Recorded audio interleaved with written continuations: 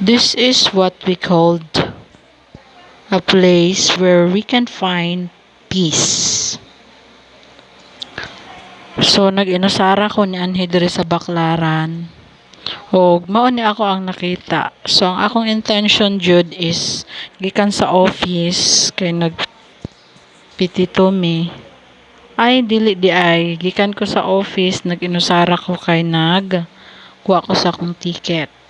So nianhi ko sa Baclaran kay gusto ko mag-pray, i-let go ang pain nga mag-inusara.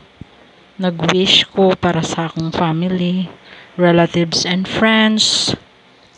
Og ako sang giampo nga unta okay ang ako ang paglakaw. So wala man pud ko'y gibati nga kakulba.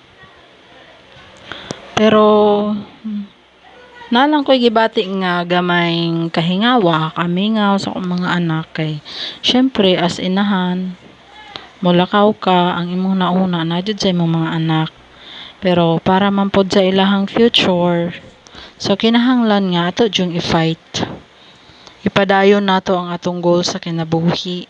Dili lang man pod ni para sa ato ang sariling interest, kundi para man pod sa tanan, especially sa atong pamilya.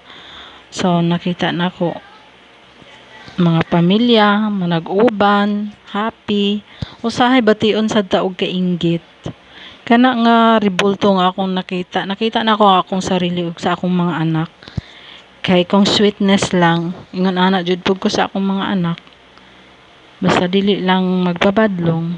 Sana all na lang ta aning nag-uyab. Makahinomdom ta. Ay charot. Pero past is past, never discuss. So mo to guys, mga kung tuyo diri is mga muyo. Sulod ta simbahan, magampo. Thank you for watching.